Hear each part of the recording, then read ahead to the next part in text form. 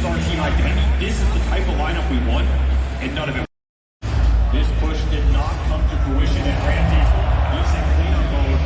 Ramsey's trying a little bit too hard there, goes for something. And they don't want to jump on. It's the Viper. They got plenty of buybacks out of Gaming Gladiators. That's good enough. And now they can back up to do the original objective of Roshan. Who even takes his ages? You're getting slaughtered at this point. Your heroes feel invincible, even to Ramsey's. That was in the face! And just handing out the last one very casually. Lyrical. I see one more still. Up. Lyrical deserves this one. But you can give this last one. I want you to really savor this one. I want you to send this all the way over there if you can. Woo! That's all that disc golf practice, right? Ready for it. Forehand's always good. Well, that's it for us. Thank you very much. I hope you've enjoyed another adventure here in the Royal Arena. It's so amazing to see the rest of the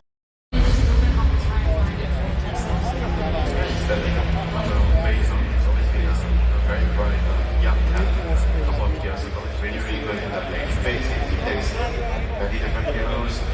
It's very hardworking. It's just a very, very good teammate to have.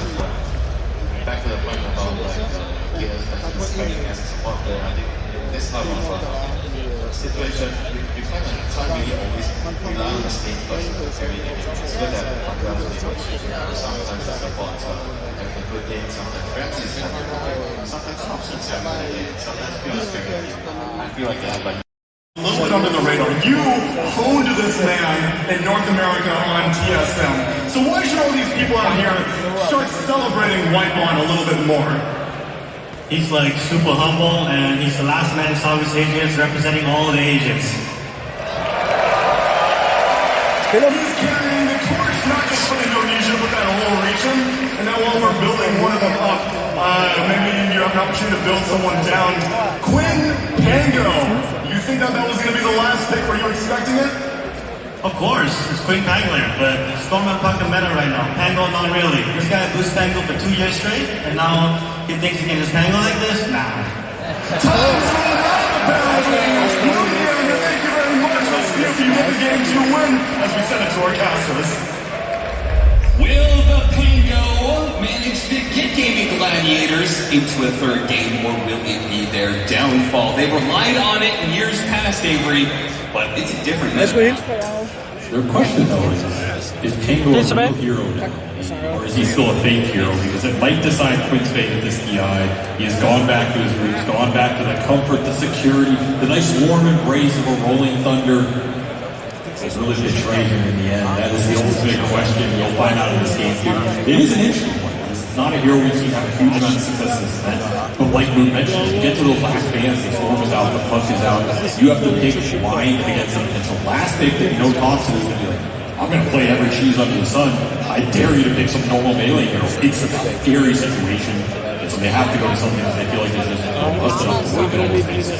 And what about that response? Besides that Rider picked up, is that a good enough answer to the Pango? I mean, we heard the panel suggest a lot of things. I mean, Jacob's out here throwing out, big grim strokes. I think, there's a more reasonable suggestion, maybe the Queen of Pain. Instead, we went the Bat Rider, a hero that has been on and off stage in the last couple of months, but not super popular. I have no doubt that Queen Pain was suggested.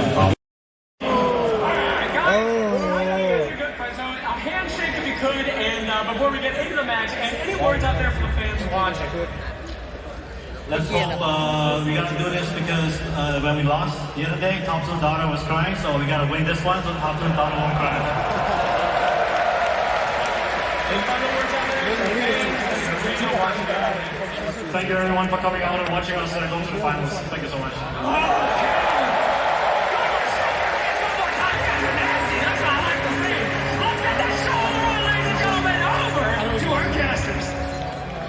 And thank you to those two men and the teams that gave us a Game 3 here in the lower bracket finals. Everybody, Gaming Gladiators. That is the terrifying part. If you're in here, you still got another 5 to play. True. To play that 8.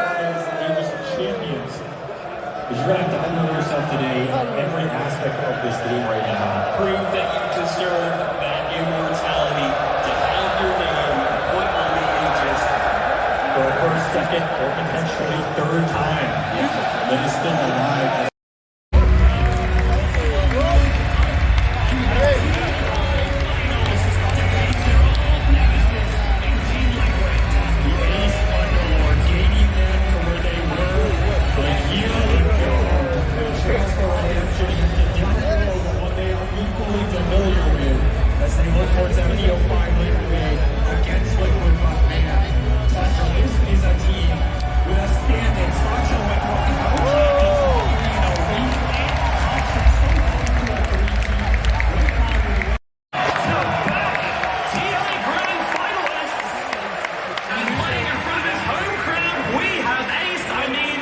The nerves, the tension, how was that playing one of the best games in TI history in front of the home crowd here? Yeah, I'm a little bit bamboozled right now. A little bit bamboozled, alright. Well, let's break it down a little bit. I mean, what's the communication like? You know, you're trying to go for the base, you keep on trying, they keep defending, they keep on fighting. Who's keeping the calm in the team? I mean, it was definitely more intense than usual, but I'm like kind of proud of my team because I feel like it's not like super screamy or like full panic. Like we're still like keeping it together and making like good decisions. Absolutely, good decisions were made for sure. I mean, you played against this team 2 days ago. How did this series compare to that one? I think they adapted well to our first series. Like they put up a fight like numerous times here. I felt like we're out in this game, you know, like you get the fault sometimes. And like this series was just crazy. One of the biggest, most crazy series in my career probably. Absolutely, I mean, we loved it though. We absolutely loved it. What a game from you, both of them. Obviously, Tundra now eliminated. Do you have anything to say to the man taken out of the tournament after such an incredible game together? Wait, do I have anything to say to who? Tundra. Oh, to Tundra. You guys played really well. Like, I think you guys are just amazing team. Like, you almost got us like a good gun either way. Like, yeah, sorry boys, but well played. Well played indeed. A round of applause for Tundra, of course. Now, I do want to ask you about something in that game. Throughout the tournament, in fact, you've been spamming a certain voice line, school. What does it mean? School!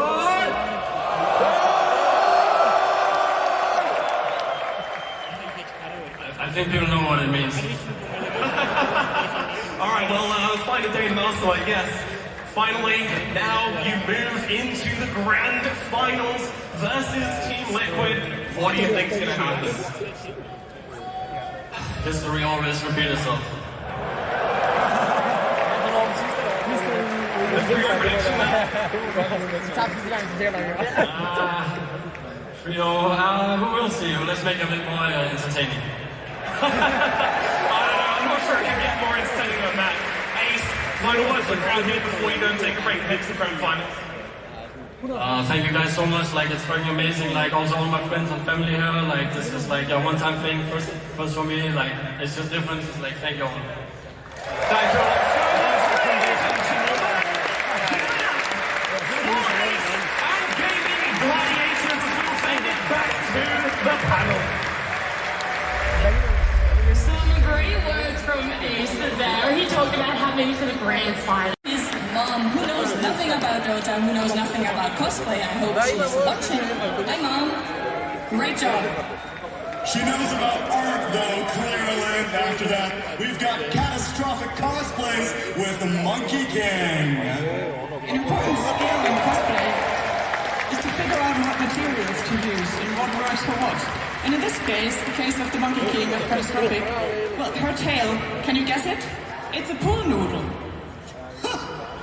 Look at that flexibility on that, the creativity. That's what's needed when playing Monkey King and when cosplaying Monkey King. Next up, we got Pay on Marcy. Alright, so this is actually the cosplayer's favorite hero, and she actually does boxing for real in real life. Yeah, those animations come from her, not from the game. Following that, we've got Tanacht on Juggernaut. This cosplayer made his own muscle suit for this. Making a muscle suit is a difficult process. It starts by wrapping yourself in tape entirely and ends by covering things in latex. Love the Arcana there. After that, we've got Chiyu Neko as Dawnbreaker. Here's something special here. That is an NA representative. And bringing that costume all the way over here is not easy.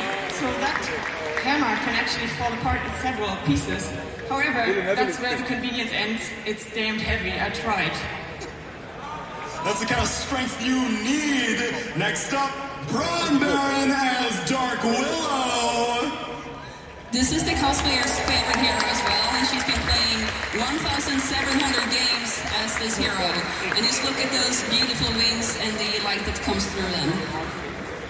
You need that kind of experience to pull off a cosplay like that. Next up, Peachy X Bell as Enchantress.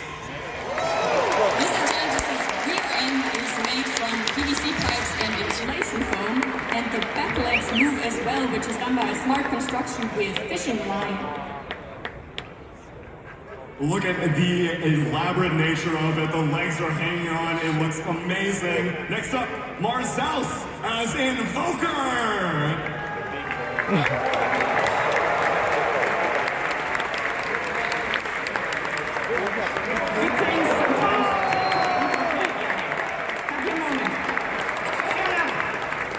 He's invoking right now. I really hope these lights show up on camera in the stage lights. But good things take a while, so he's been on this for 5 years, because finally finishing it took a TI that actually happened in Europe. This is the Magnus Apex right there. And last, but certainly not least, we've got Vicky Kujikawa as a Vengeful Spirit. Vengeful Spirit. This cosplay has fully articulated wings. Ja, den der Arcana der. That's their stance. Men du har ret i, man ikke kan kende forskel på dem. Like features of the character, and also look at all the different iridescent colors of the costume. She had so many different colors to get it all together. And this Arcana just came out and she put this together. What an incredible showcase that we have. But now we've shown you the contestants. It's time to hand out some awards. So let's take it from the top. Our first award out of 4 is a Judge's Choice. You mind explaining what Judge's Choice means? So the Judge's Choice Award is given to a cosplayer who nails both the presence of the hero they're portraying, but also has awesome craftsmanship. Well, then you mind telling me who won the Judge's Choice? Can we get a little drum roll from the audience? Royal Arena. The Judge's Choice goes to Tanak as Juggernaut.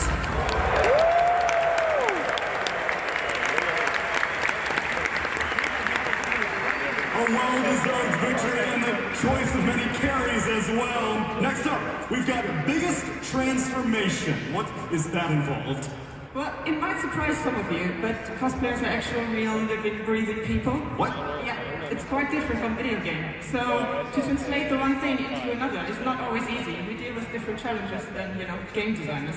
And yeah, doing that is a real skill, and it gets an award here. Turning 3D into a cosplay. Royal Arena, could we get another drum roll for Biggest Transformation? The winner is Peachy X Bell, Enchantress.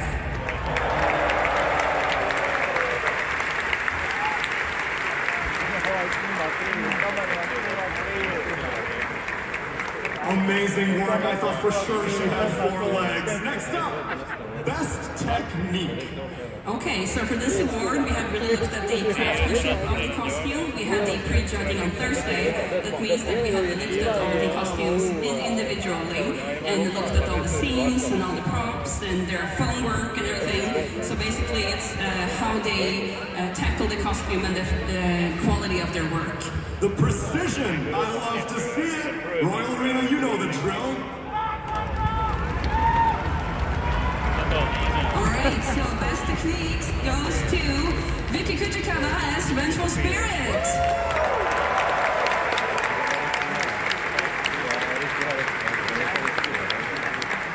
A well-deserved victory. I can imagine the time frame needed to put this together in time for TI. And now, it's time for the Best in Show. This is the champion of the cosplay contest. I don't think it needs any further explanation. The Royal Arena, I want drum roll, I want woos, I want cheers, I want laps. The International Cosplay Contest sponsored by SteelSeries is the one, the only, Marzows as Invoker!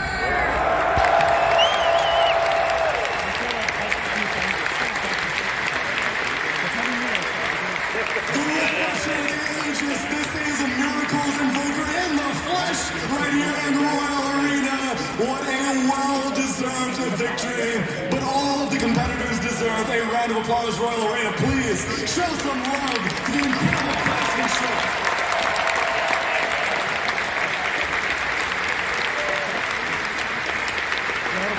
Love to see it. And Chubbs, thank you so much for joining me and giving your expertise.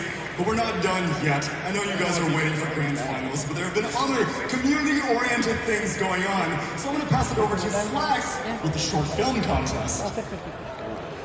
That is right, Tsunami. Indeed, indeed. The best esports players out there, but it's also a celebration of us, the creative noobs out there that are doing some fun things in the community. Your passion, your love for this game, and here is where we celebrate it. So, that is why I'm so honored to go through our short film contest winners this year. Before we go to those top three, I did want to say thank you for everyone who's put in time, effort, and energy, passion, and love into this game and into this contest. Please, a round of applause for them.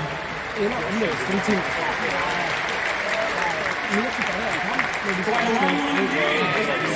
All right, everybody out there, it's about time that we get down to it. So, in third place this year of our short film contest, I know if you're like me, you have no idea how Invoker works. So, luckily for us, we have a little bit of a video that will how it feels to play Invoker with the Sphere Master.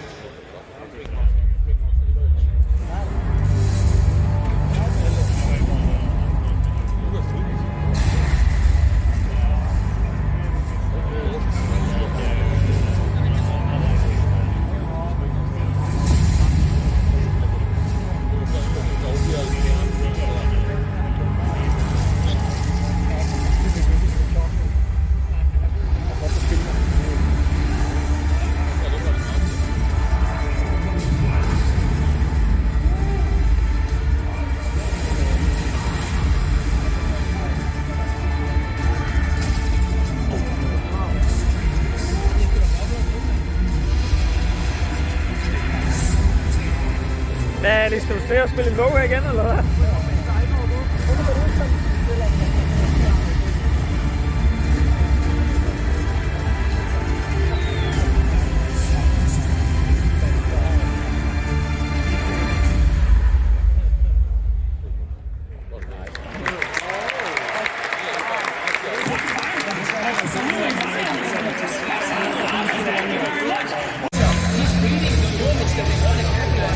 Det er godt. To bring down this Bristleback, but he has that coverage kind of perfectly, especially that last crucial fight. Doing it sort of two incredible fashions so far as well as best of five. The first game coming with quite the turnaround.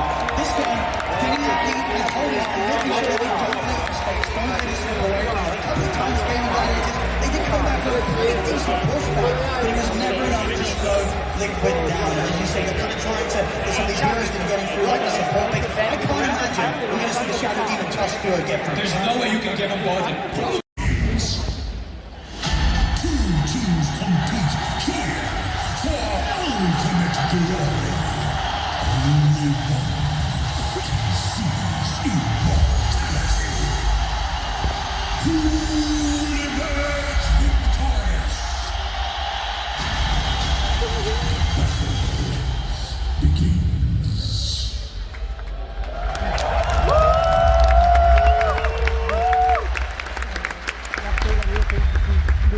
Welcome to the grand finals of the International 2024, and we have in our best of 5. So much to talk about, so much history with these two players as well. Although I do know we might get a little sidetracked potentially. That's okay. Hopefully though we'll get the players soon enough so all the speculations will stay for a little bit. There's so much to talk about. Team Liquid, Gaming Gladiators, back at it again. I mean, the entire 2 days that we've had Team Liquid and Gaming as well. I think they've got these teams that got to the grand finals. So I'm hoping the arena also is very loud during the grand finals. But I know this is everything we wait for. You know, every year, this is the tournament, the aura, everything that you cannot match what TI brings. So come on, please, 5 games. All else for please, 5 games. I say this every day, Taylor. I say every game will go all the way, but I really do believe at this time we've been here time and time again with these two teams that we've never had the space be this time for the international. We've had them play in 5 grand finals total. This time around, TI, they're in the TI grand finals. So this is the culmination of their rivalry. You know, you can throw all the other wins down the drain if Liquid managed to beat it here. I did not know this TI was going to be so emotional. First we see the Synderex content piece. I start crying, he starts crying. Everybody in the green room starts crying. Then we see a proposal again, then we see a new hero. I came here to watch some good Dota, and we've seen some really good Dota so far. We have seen some fantastic Dota. We're going to break everything down for you so you know what to expect, and maybe you don't normally watch too much Dota 2. We got you covered as well, and we'll tell you exactly why this grand finals is as important and as high stakes as it is. We're going to focus our attention first on Team Liquid. They are the team coming in through the upper bracket, and they did so by beating Gaming Gladiators just yesterday. That was a 2-0. So if we look at this bracket, Team Liquid, they made a strong run across through this upper bracket. Didn't drop a single game in the upper bracket. Also watched him in an interview yesterday, talked about them starting the grand finals coming from the upper bracket, which means that Team Liquid doesn't necessarily need to play 8 games potentially, so they're going to be fresh, they're going to be rested. Gaming Gladiators, they showed what they're capable of in the bottom part of the bracket, played 3 games, and this time around Team Liquid, they could chill and they could watch and they could press for it. They could, and they are no strangers to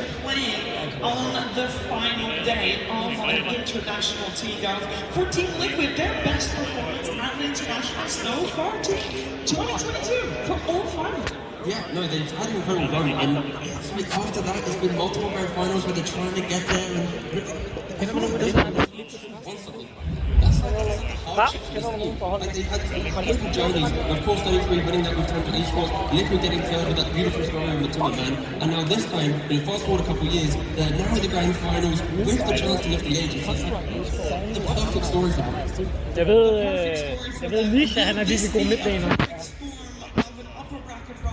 Grand finals against their ultimate nemesis. We'll have to wait and see. I think the story for Team Liquid, if we just look at those 5 players, is amazing. But Lacoste, if you look at 3 of their players in particular, maybe it's even more amazing. With Mickey, Insania, and Boxy, the trio that has withstood everything. Yeah, these guys have been playing together for so long. They've been playing a different game as well. They go back to Han, rest in peace.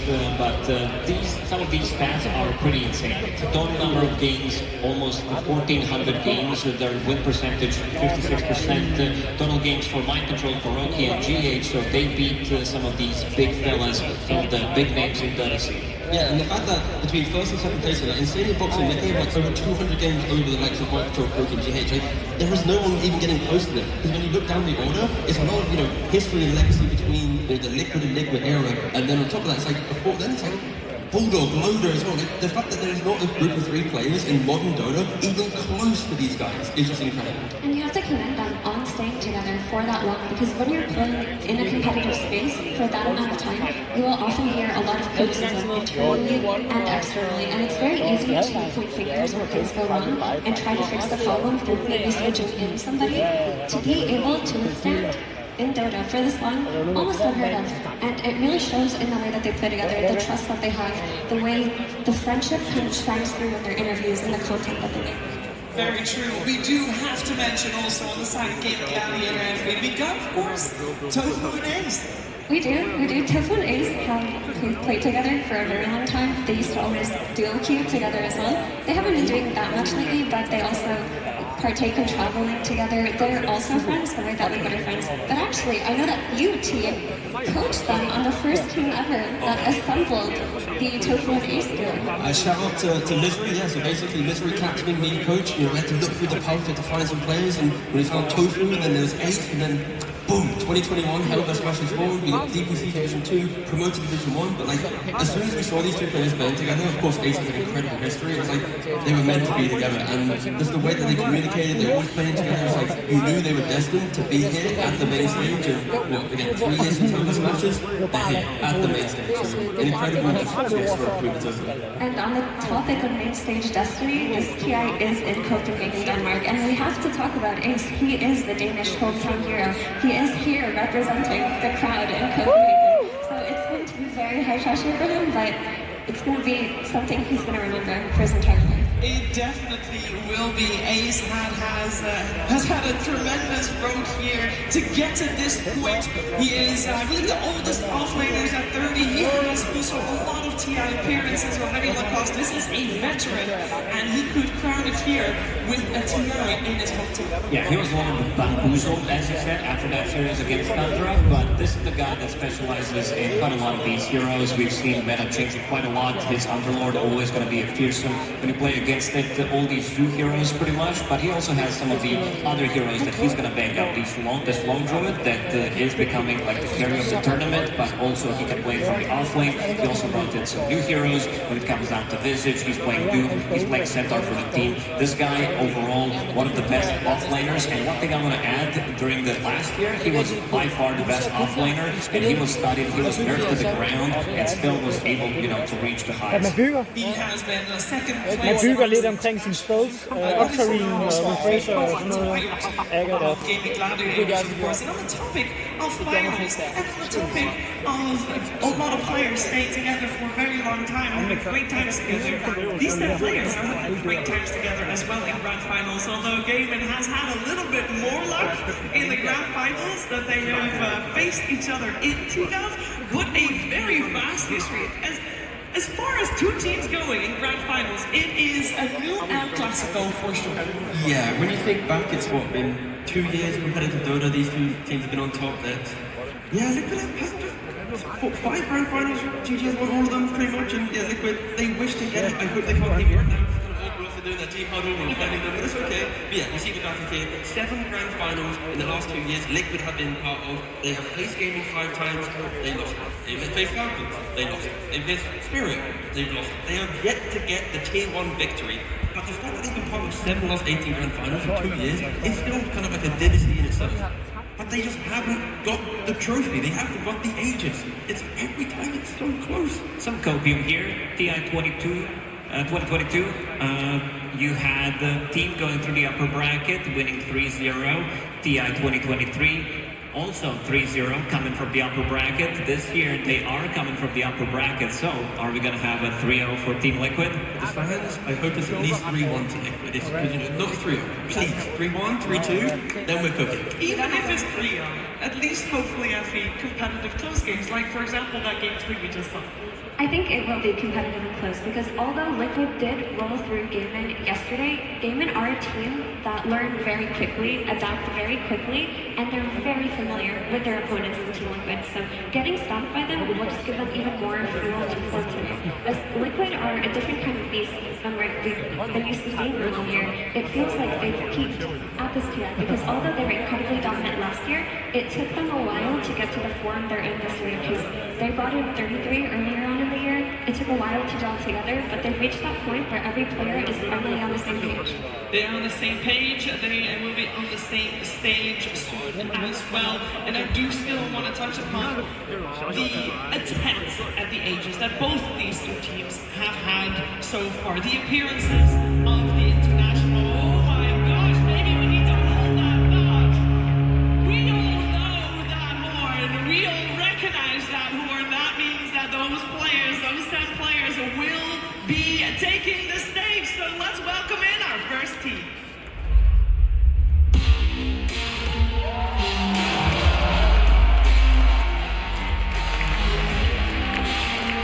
On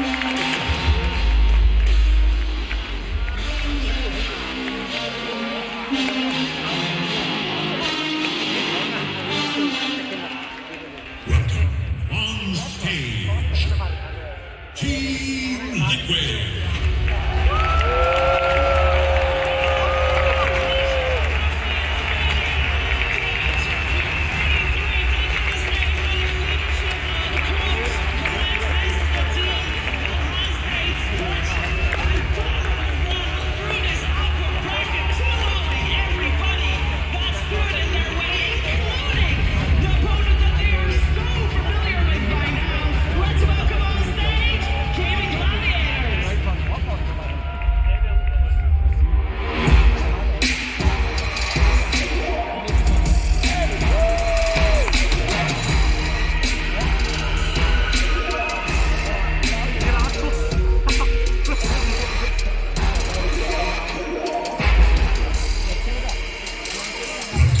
On stage, Gaming Gladiators.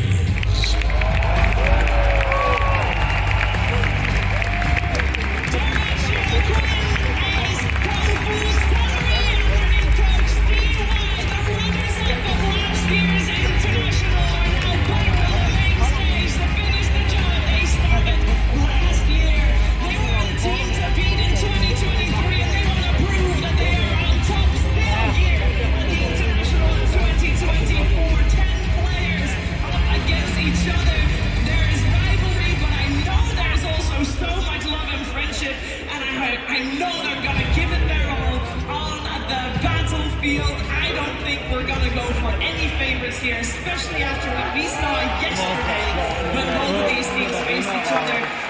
This is a fresh start for both because both teams fresh in the booth. One best of 5. That's all. That's all it takes. You got here. I'm not going to say you're going to forget about how you got here because there's a lot more. If you go back to 2023, the way gaming played, when they got out of the groups, they were not playing as fast. Finally, they are stepping it up. They are turning these games into 25-minute games. It's all about the speed. These two teams are super effective at dominating the early stage, turning that early advantage into rush, into a high-ground push. And that's going to be the first one look at the grand finals. Both teams have been the quickest so far at the international. The way that they break down their opponents, close out victories, maybe build leads where they know they can't come back. Will either team maybe pivot coming into grand finals, go a little bit more defensive, play for a late game, kind of bait their opponent in? Because at the moment, it really is two clash of equal play styles. So last year, it felt like GG always had Team Liquid's number because they played very similar playstyles, but a lot of Team Liquid's tempos normally started from the lanes and depended on lanes, whereas GG did something similar, but they crushed lanes too hard, and Liquid were never able to get the upper hand without smokes. This time around, it feels like Team Liquid, while still crushing the lanes, have focused a lot more on their early game, their twin gate rotations, their smoke sequence. They've been looking so sharp and clean, and that's where they've been getting majority of their dominance from, not just their laning stage. We'll see who comes out ahead of laning stages in this upcoming event. I think it's also time to talk about one lane in particular. With that in mind, it's a lane that always draws attention.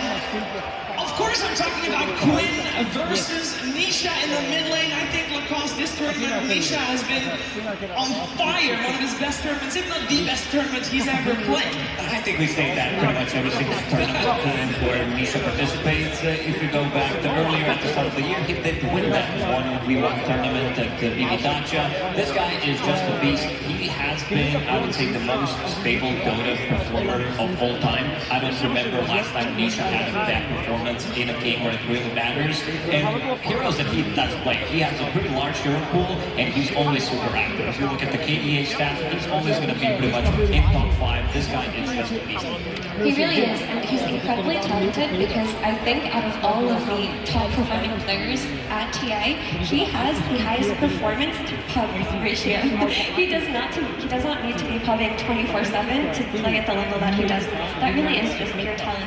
On that topic too, usually at TA, we have a handful of rampages per year.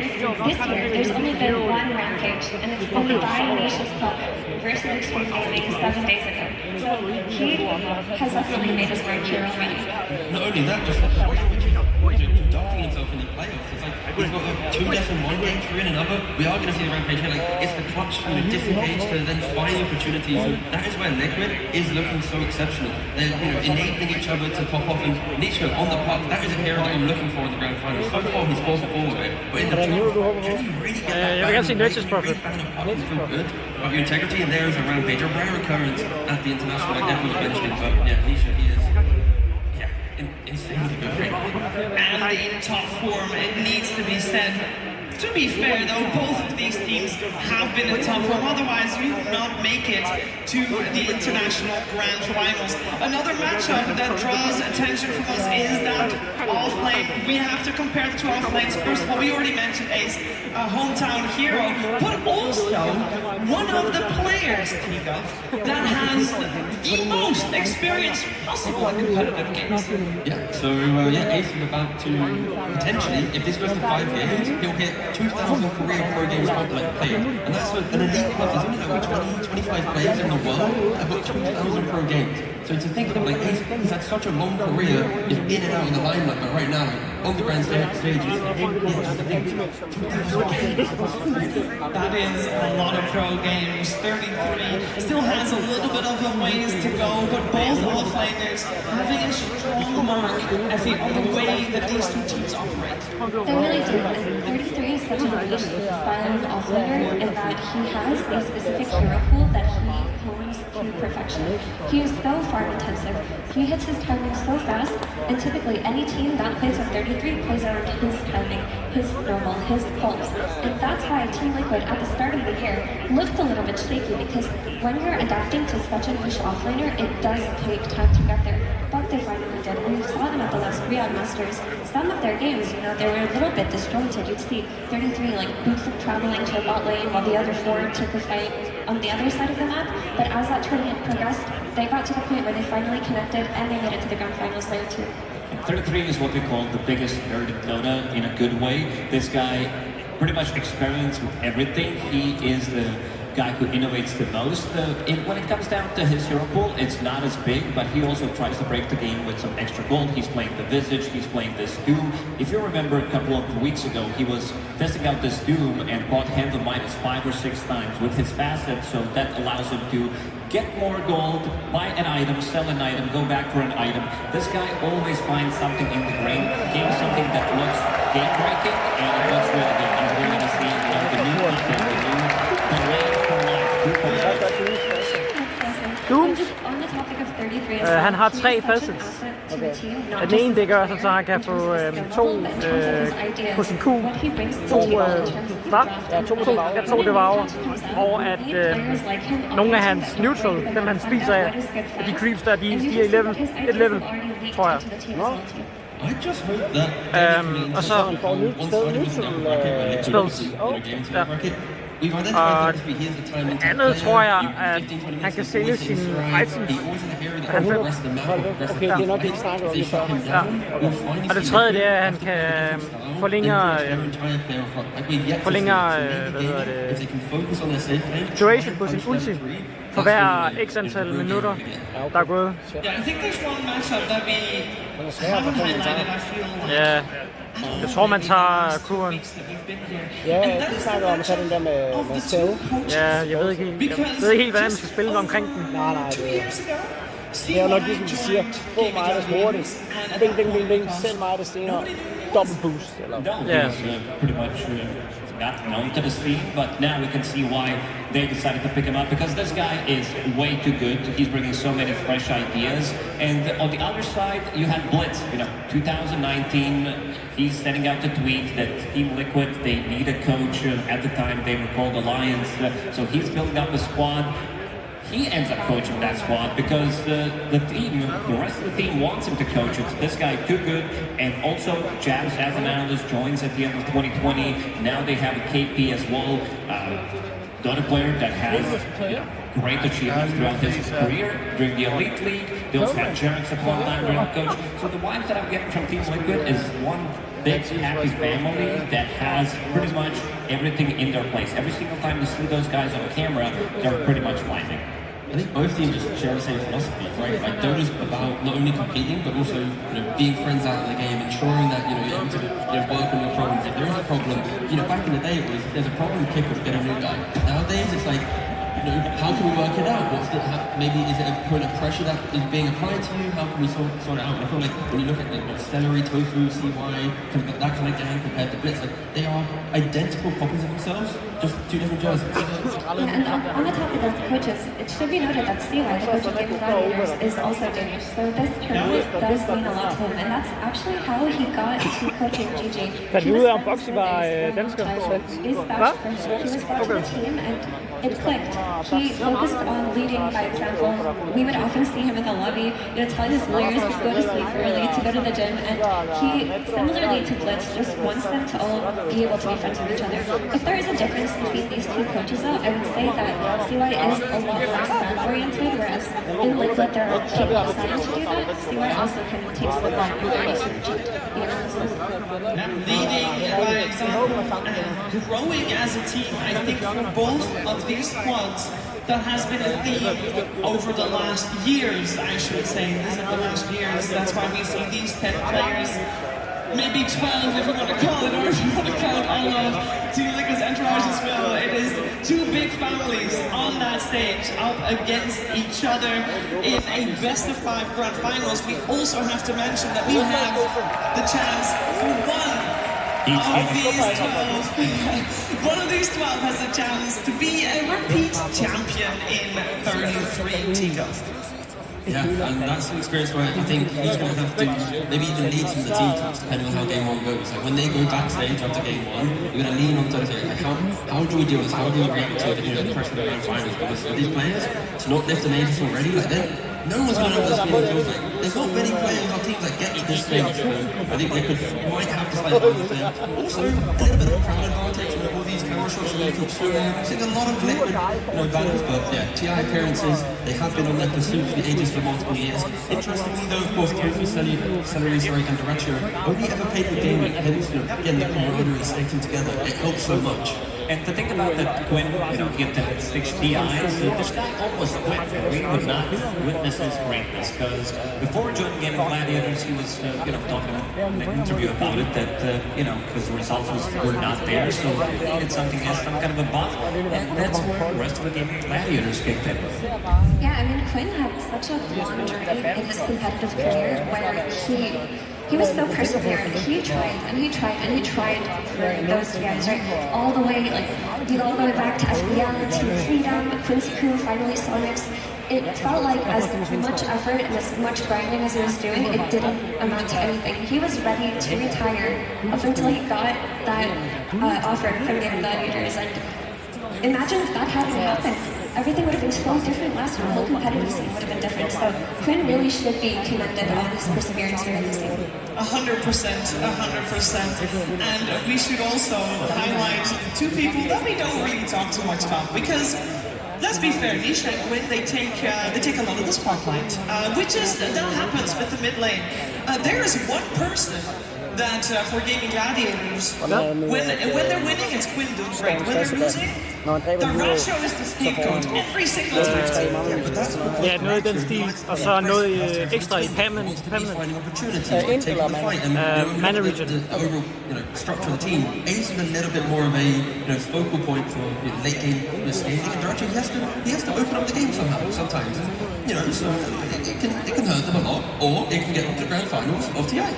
I mean, I think it's a perfect meta for that kind of carry style. First of all, the carry hero pool in these Wind Rangers and these Moranos and these Lunas and these Blink Dagger First BKs, this carry pool is made for hyper-aggressive early game players and not for the typical late game carry. And throughout this TI, we've seen that the teams who are unwilling to sacrifice their carries did not make it very far. Teams like BBT, teams like XP, teams that refused to put their carry in a situation where they would die in the early game and they needed to enable them to have a perfect game, they just couldn't cut it. We've seen from Falcons, from Liquid, from GG, you have to be willing to throw your carry in a bad position early game if it's for the good of the team.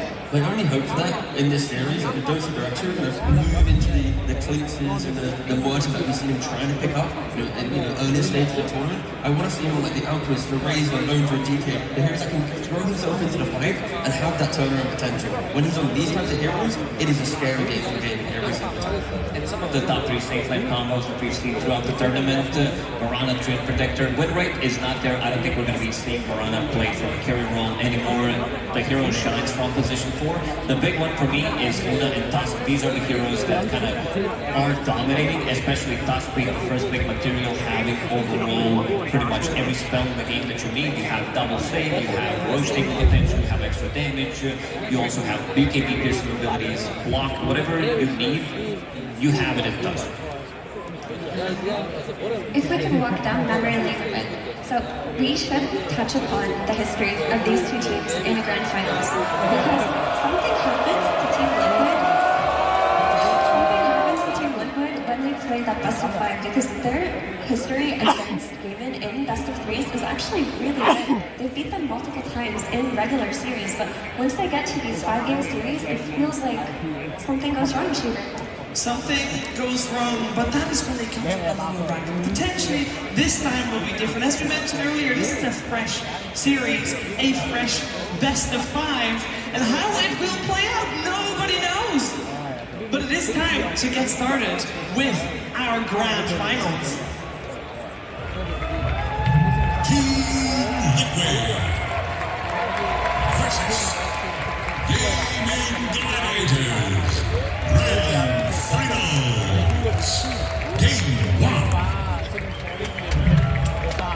It has begun game 1 of our best of 5 here in the Royal Arena in Copenhagen, Denmark. And for that first game, we got what the fuck? Liquid coming from the upper bracket to the dire side with a first pick. They already got their hands on Nature's Prophet. Gaming Gladiators will play this first game. From the Radiant side, they will also get that strategic overall last pick. And Lacoste, Hun er en god support, åbenbart. from both teams. That is basically throwing out the playbook. Pretty much. Team Liquid, they did not lose with Nature's Prophet yet. They played 2 games of 2 different roles on both of them. And now we're seeing Underlord, something that worked out amazingly in their previous series that they played. They did open up earlier today, literally 2 hours ago when they played against Thundra. We kind of expected this hero to come out when Cayman is going to be pushed against the wall, when they're going to be against the wall. So Underlord back in action. We saw what they could do in game 3, going for that Hail Mary play behind the enemy throne and kill it.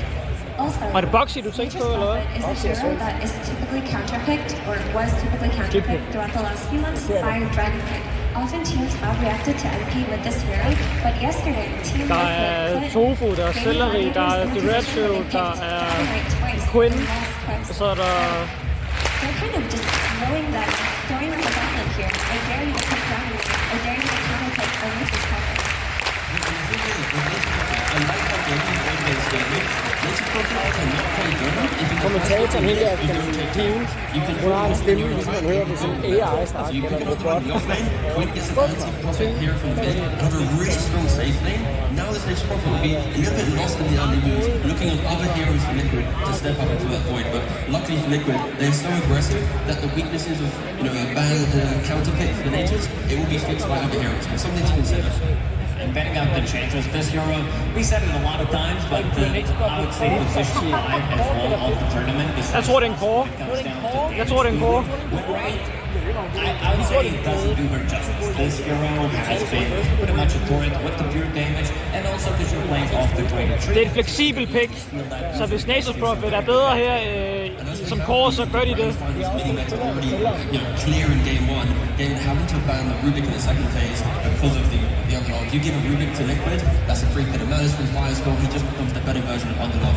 You'd never see that ban really if the Underlord wasn't picked. Tusk is still available. This is the hero that kind of struggles against root mechanics, against leashes, but we've seen in the previous series what he can do, even though we're playing in a bad matchup.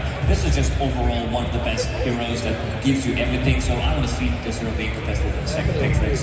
Mirana and Omni Knight are also available heroes that haven't gone ignored that much this year. Mirana is a really great hero that you can build your draft around. Both teams have a good track record playing it, and it amplifies a lot of damage coming out from ranged cores like Furion. I would imagine picking Chen as well kind of increases that hero's value because of the arrow as a counter to his creeps.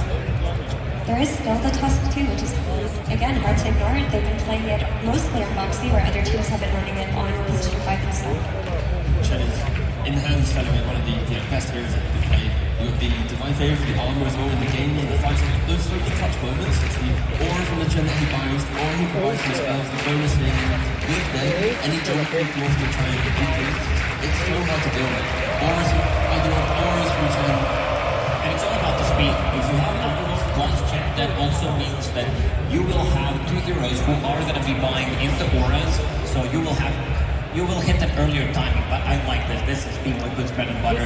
Tusk that we did mention, plus Visage, super strong lane. You get your extra gold whenever you get to kill with Visage, up to 210 gold with the facet. Super speedy draft. It also gives you an overwhelming amount of tower pressure, because now you're looking at Visage plus the auras, where they spend layers on level 6, so they can the nature spell and TP in with the Greater Treant. And I would imagine that Liquid want a hero that can go through the twin gate early, get that bottom lane tower with 33's Visage, pick the enemy carry out, and making this map smaller.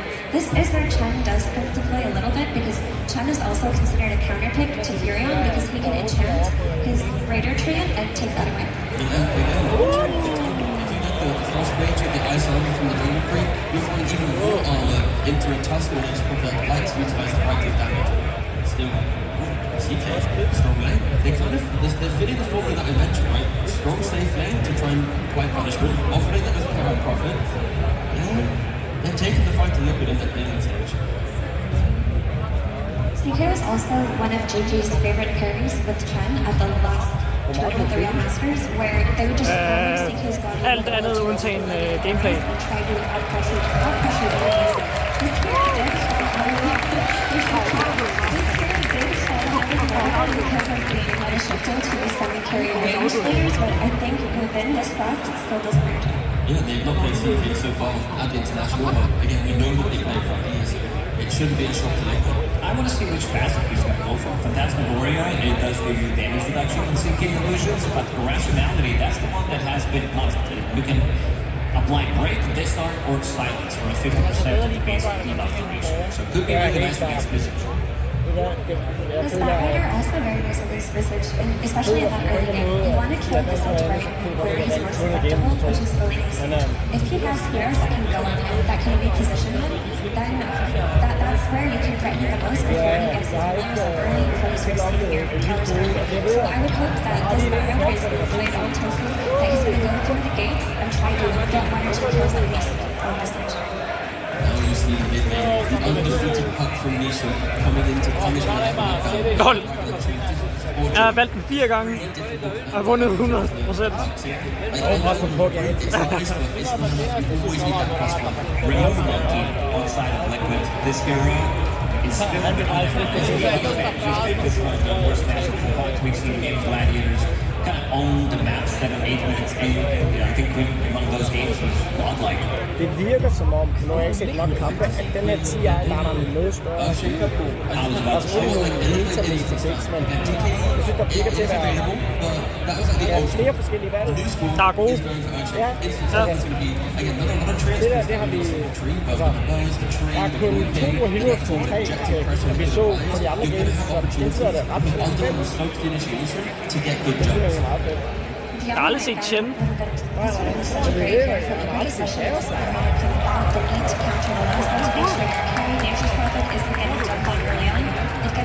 Det tror jeg måske er, fordi de har valgt en Visage.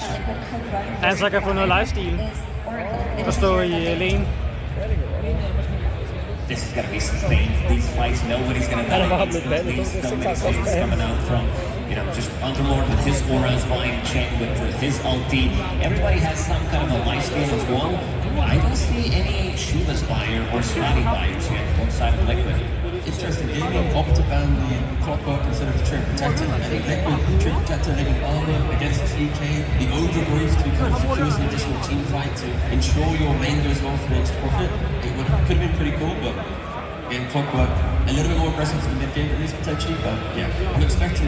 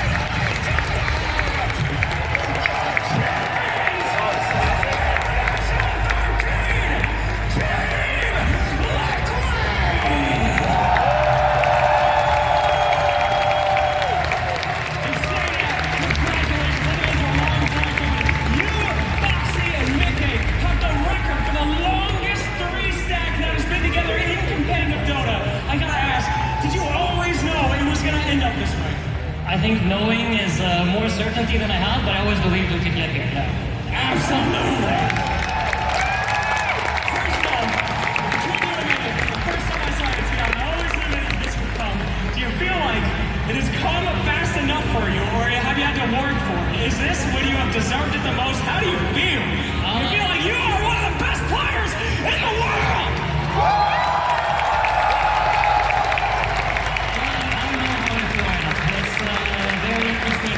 We haven't had that much recently, so I don't know. I just feel great. I'm really happy for my teammates. I'm really thankful to all of them. You know, all the normal stuff, family, friends, everyone who supported us, helped us get here. Thank you guys so much. All the people in the arena cheering. It means a lot. It gives us the energy. Thank you so much.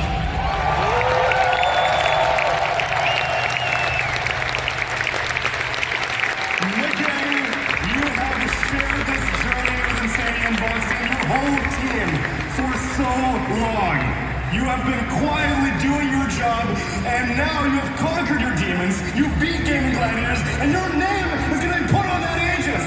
How does it feel, man? Oh, it feels amazing just being here with the boys. I'm glad we get to finally win one after so many tries. And I don't know, I'm speechless. That's all I need to hear.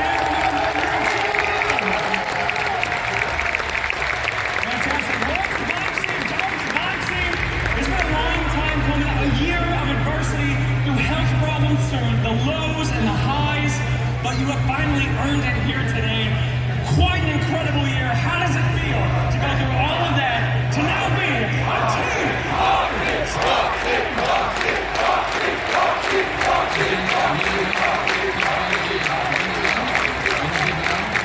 It's my first Dota victory, which is like a tier 1 tournament according to Wikipedia. So, you know, it's nice to start with a big one. There's been a few tough years for me personally, and I'm really happy to have a lot of my family here watching and supporting. And for all my friends supporting each other, and for all of the fans, I want to give a big thanks for giving me strength to continue and to keep trying, I guess, with everything I have. Thank you so much.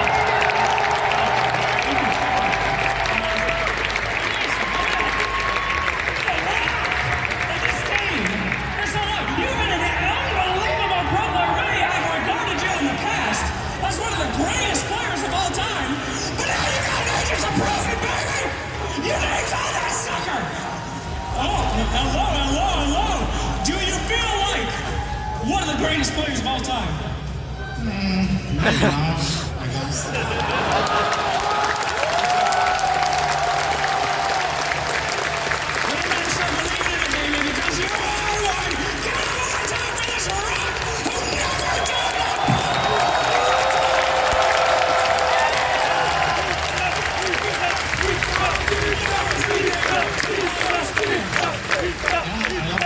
Thanks for being here, and I hope you enjoy the games. And I love my team. Thank you so much. And now 33! You are no stranger to this moment, as you are now the only man in history to win the TI 2 times with 2 completely different rosters. You've had a lot of TI appearances. This is your 6th one. And I know that you always thought that you were the best, but how does it feel to have it be confirmed? Well, I know it's not mine, but no, it feels amazing, and I'm really happy that we did it. Just really happy. Tell me, does it ever get or does it feel just like the first time? To be honest, I was not feeling too excited today, and then the first game also I was chilling, and the second game also, but the third game I felt pretty much the same as last time. Like the excitement came in on the third game. You know why? It's because you won on that one! 3-0 victory! And now we're going to put your name on there twice. But there's one last man I would like to speak to. Blitz Dodo.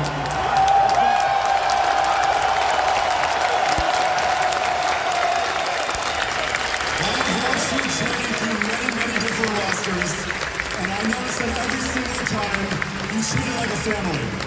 This is as much a victory for you as it is for them. You sacrificed yourself for your team. And now it's codified, my man. You are a champion.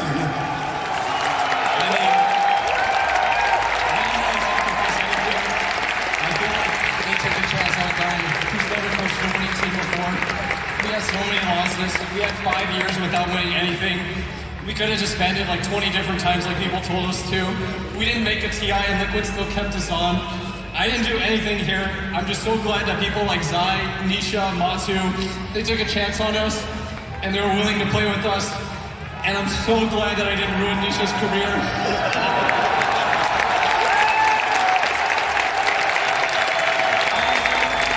Just want to thank our support staff, Chloe, Jabs, KP, John, Victor, Mark, everybody at Team Liquid that's here to support us.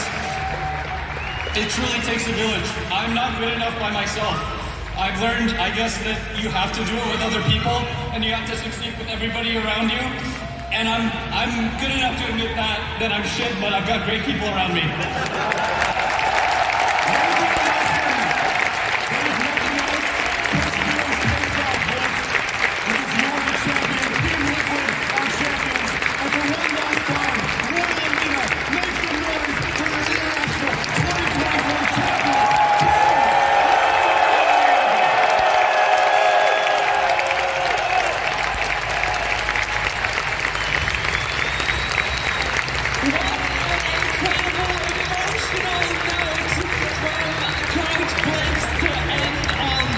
Congratulations to your 2024 international champions in Team Liquid, and they prove that consistency pays off, getting second place so many times. It doesn't matter if you get that W on the end. I mean, you heard it from Blitz, it takes a village, and the village is on that stage right now with all of them. I mean, what a hero's journey from Team Liquid. What an emotional journey it was. Watching all of this, you can really feel how much this means to all of them. I mean, all of them have so much personal understanding of the story here. In many cases, becoming from such a connected party to becoming one of the best great fighters, Nisha to finally winning TI looking so dominant on that mission squad, 33 winning TI twice, 2 different times with his style of play. Boxy, over all of his personal issues this year, and Insania, finally, after his experience a few years ago on that main stage, to be able to still be confident, to be able to still lead his team, to be part of something, it was amazing too. I mean, this is what TI is about. It's the years of pursuit to get to the final tournament and finally get yourself to the ages. Like, every single player, their dream is to get to this position, to be able to lift it, to put your name in history. The prestige, everything, it comes down to the best tournament of the year, and the moments for Liquid, like, you can see the emotions. They've worked time and time again. 5 years for Nisha, and 6, of course, for 33, but they get there. They get themselves in the ages, and this is everything.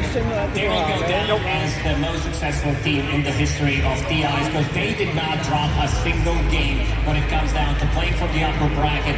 Clean 2-0s, clean 3-0 in the grand finals. I've been following Nisha's career ever since he started to play professional Dota, ever since he joined the alternate attacks when he was 15 years old. This guy is only 23 years old right now, will turn 24. This guy is a beast. Always believed in him, and this is the crown championship that he needed to take to cement himself, to be immortalized in the game. Yeah, without a shadow of a doubt, easily one of the best in history. I remember just an interview from Boxy just about a year ago at the Bali Major. In an interview, he said, well, if we can't get this trophy, if we can't win this time, then when? Then right now, T. And that's the thing, Liquid, they showed us that Dota, it's not about trying to get the best result, it's about trying to get, the teamwork, the friendship, it's like the journey along the way. The way in which Blitz spoke about how multiple years of not getting the results, but they believed in each other. And you have to believe in your team. That's the whole point of Dota. The only way you win in Dota is to believe in your teammates. When you're losing a game, you don't call GG. You don't give up, you keep trying. And Liquid, over multiple years, had that ethos, and that's the only reason they're standing here today, holding their Aegis and winning it. After also not being there.